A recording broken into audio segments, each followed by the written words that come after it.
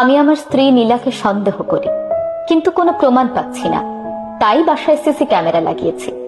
ব্যাপারটা শুনতে অদ্ভুত লাগছে, কিন্তু আমাকে আমার পরিবারের জন্য এটা করতে হচ্ছে। নীলাদ্রিকে আমি ভালোবেসেই বিয়ে করেছি। 3 বছর প্রেম করে অনেক যুদ্ধ শেষে বিয়ে। কিন্তু আমি সংসারের জন্য দিনরাত কাজ করতে করতে আর বড় ছেলেটা আর ছোট মেয়েটা হওয়ার পর ভালোবাসা বলতে ওই ফেসবুকে ছবি আপলোড করে ভালোবাসি বলাতেই সীমাবদ্ধ হয়ে রইল। নীলাকে এখন আমি চিনতে পারি না। কি খিটখিটে আর ঝগড়াটে হয়েছে। কথায় কথায় খোঁটা দিয়ে কথা বলে। সারাক্ষণ রাগ যেন নাকের ওপর। প্রায় দেখি সন্ধ্যা অবধি চুল ভেজা। জিজ্ঞেস করলে বলে কাজ করতে করতে দেরিতে স্নান। কি এমন কাজ করে? মা বাবা আর 2 বাচ্চা। ভাব এমন যেন মায়েদের মতো 15-20 জনের কাজ করছে। কোনো কাজ ঠিক মতো করে না। একটা জিনিস পাওয়া যায় না। মাঝে মধ্যে শার্ট অব্দি আয়রন করা পাওয়া যায় না। রান্নায় কোনোদিন ঝাল বেশি তো কোনোদিন লবণ নেই। সারাক্ষণ অনলাইনে থাকে। জিজ্ঞেস করলেই বলে একবার হয়তো ঢুকি আর অফ করা হয় না। তাই আমার সন্দেহ লাগে। তাই কাল চুপি চুপি সারা ঘরে ক্যামেরা লাগিয়েছি। অফিস থেকে বসে দেখব। আমি মনিটর অন করলাম। ফাইলগুলো নিয়ে চোখ বুলাচ্ছি। নীলা এখন রান্নাঘরে সকালে নাস্তার পরে থালা বাসনগুলো পরিষ্কার করছে। ফাইল থেকে চোখ তুলতেই দেখি নীলা বেডরুমে বিছানা গুছিয়ে রাখছে সব রুমে। অনিন্দ স্কুলে গিয়েছে। 2 বছরের মেয়ে টিয়া তখনও ঘুম। নীলা টিয়ার জন্য চুলায় খাবার বসিয়ে রুটি আর সবজি নিয়ে বসলো। আমরা তো অনেক আগেই নাস্তা করেছি। নীলা এখন নাস্তা করছে, সাথে মোবাইল নিয়ে অনলাইনে ঢুকলো। আমি এবার নড়ে চড়ে বসলাম। এইবার বুঝি ধরা খেলো বাচাধন। রুটি কিছুটা মুখে নেওয়ার সাথে সাথেই টিয়া উঠে গেল। টিয়ার কাছে গিয়ে ওকে অনেকক্ষণ আদর করে ঘুম থেকে তুলে নিল। টিভির সামনে বসিয়ে দিল। একবার ওর খাবারটা খাচ্ছে, আবার রান্নাঘরে টিয়ার খাবারটা রেডি করছে। এইবার টিয়াকে খাওয়াতে নিল।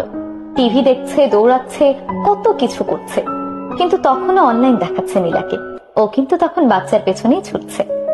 আমি কাজ করছি আর মনিটরে চোখ বুলাচ্ছি। মেয়ের খাবার শেষ হলো 1 ঘন্টায়। নীলা আমার কালকের শার্ট, প্যান্ট, ছেলের ড্রেস, মেয়ের অনেকগুলো ছোট ছোট ড্রেস সব তুলছে। বাথরুমে নিয়ে সব সাবান পানিতে রেখে আবার রান্নাঘরে গেল। ফ্রিজ থেকে মাছ মাংস নামিয়ে মাকে বলল তরকারি কেটে দিতে। ভাত আর টিয়ার জন্য খিচুড়ি তুলে দিয়ে একটা কাপড় নিয়ে ঘরের সব ফার্নিচার পরিষ্কার করছে।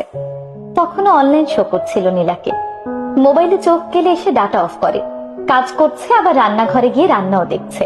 চুলায় একদিকে তরকারি দিল, আবার খুব দ্রুত পেঁয়াজ কেটে চুলায় পেঁয়াজও দিচ্ছে, আবার একই সঙ্গে মাংস কাটছে।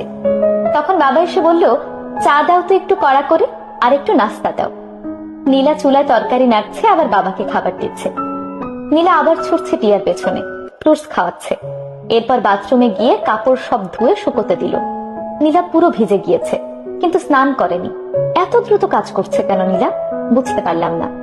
নীলা রান্না শেষ করে সব গুছিয়ে ফেলেছে। তখন মা এসে বলল বেগুন ভর্তা করো তো একটু শুটকি দিয়ে। নীলা মায়ের দিকে তাকিয়ে রইল, কিন্তু কোনো কিছুই বলল না। হঠাৎ আমার ব্যাপারটা চোখে লাগলো। নীলা রাগও দেখালো না। এটা হয়তো প্রতিদিন চলতে চলতে নীলার রাগ অনেকটাই এখন থেতো হয়ে গিয়েছে। অসহায় লাগছে। নীলা আবার মেয়ের খাবার নিয়ে ছুটছে। কি দুষ্টুমি! যখন খাচ্ছে না তখন একটা থাপ্পড় দিল। তখন মা এসে নীলাকে উল্টা বকা দিয়ে টিয়াকে নিয়ে গেল। খাবার রয়ে গেল। নীলা একটু চা খেতে নিল, তখন টিয়া আবার কান্না। ওকে তখন ঘুম পাড়িয়ে দিল।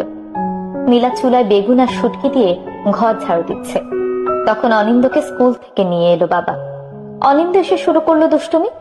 নীলা অনিন্দ আর টিয়াকে স্নান করাতে নিল, যেন যুদ্ধ করছে। আবার এদিকে রান্নাঘরে ভর্তার জন্য দেওয়া বেগুন প্রায় পুড়ে গিয়েছে। নীলা ঘর মুছতে নিল।